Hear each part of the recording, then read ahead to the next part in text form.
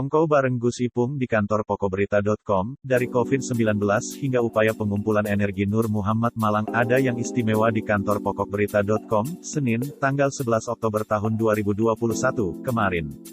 Kantor bernomor 07 yang berada di timur Masjid Asrama Yon Zipur, Desa Panggungrejo, Kecamatan Kepanjen itu, didatangi tamu istimewa. Dengan mengenakan baju putih polos, sarung, dan menggendong ransel hitam, ia dikenal dengan sebutan Gus Ipung, dengan nama lengkap Kiai Ipung Hadi. Ia jauh-jauh datang dari Madiun untuk keperluan menghadiri undangan dari pengurus cabang Nahdlatul Ulama Kabupaten Malang. Saya diundang pengurus cabang untuk membahas beberapa hal terkait Hari Santri, tuturnya lembut. Ditemui oleh Joko Siswanto, Eskom, SH, Direktur Pokokberita.com, Gus Ipung bilang jika ia berangkat dari Madiun dengan naik bus. Bahkan, tiap ada acara apapun dan dimanapun, ia berangkat dengan naik bus. Barangkali, itulah yang menjadi ciri khasnya dan dikenal banyak penggede Nahdlatul Ulama Jawa Timur, oleh karena tampilannya yang sederhana, namun sangat berbobot saat berbincang. Pada kongko yang tidak sengaja dan tidak dijadwal itu, Gus Ipung memberikan informasi yang sangat menarik tentang fenomena pandemi COVID-19. Dari penjabarannya yang ia dengar langsung dari salah satu kiai host di kalangan Nahdlatul Ulama, pandemi COVID-19 merupakan kejadian alam yang sangat luar biasa disetting oleh Yang Maha Kuasa. Ibarat kata, bumi beserta penghuninya yang berakal ini, sedang direfresh olehnya. Betapa tidak, dalam kurun waktu maraknya kabar mengenai pandemi ini, banyak manusia yang meninggal dunia. Secara tidak langsung, banyaknya orang yang meninggal, Allah sedang ingin memperbaharui tatanan bumi ini dengan konteks zaman kekinian, jelasnya. Bahkan, dari penjelasan dari sesepuh yang tidak ia sebutkan namanya, soal perjalanan kiamat pun masih lama.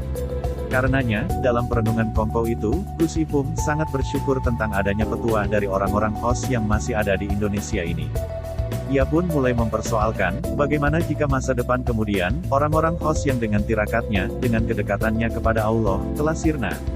Siapa nantinya yang akan memberi petunjuk kepada umat? Lalu ia teringat sosok almarhum Kiai Haji Badrudin Anwar, pendiri Pondok Pesantren An-Nur Bululawang. Ia mengisahkan kembali yang ia dengar dari keluarga dalam atau zuriyah almarhum Kiai Haji Badrudin Anwar, tentang perjuangan awal sebelum mendirikan Pondok An-Nur. Kiai Badrudin, di masa awal akan mendirikan Pondok An-Nur itu sangatlah berat. Beliau ditugaskan oleh gurunya di daerah dekat pabrik gula Krebet yang tidak sedikit ditemukan tempat lokalisasi. Beberapa warung kecil, sekira ukuran 2 x 3 meter berderet di dekat pabrik gula itu. Inilah ujian dan tantangan besar yang harus dihadapi oleh Kiai Bet, kisahnya. Namun, lanjutnya, dengan welas asih, ketabahan dan kesabarannya untuk membimbing umat, dengan perlahan umat mulai sadar dan kembali pada jalan yang benar. Tidak cukup itu saja, perjuangan yang dilakukan Kiai Bet, juga tidak lain atas dasar bahwa orang-orang yang tercecer di lokalisasi itu juga umat Nabi Muhammad. Tidak lain, mereka itu adalah serpihan Nur Muhammad yang jika dibiarkan, tetap akan redup. Tapi jika serpihan-serpihan Nur Muhammad itu digabung satukan, apa yang akan terjadi? Nur Muhammad yang sesungguhnya lah yang akan menyinari terangnya sambil memperagakan pertemuan dua tangan dari samping kanan kiri di depan dadanya.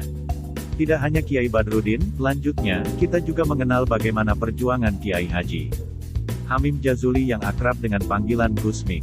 Kisahnya juga tidak jauh berbeda dengan Kiai Haji Badrudin itu. Saking getolnya melakukan dakwah, Gus Mik pun juga mengarang kitab yang berisikan tuntunan umat Islam agar kembali pada jalan yang benar, yakni jalan akhirat menuju Allah SWT.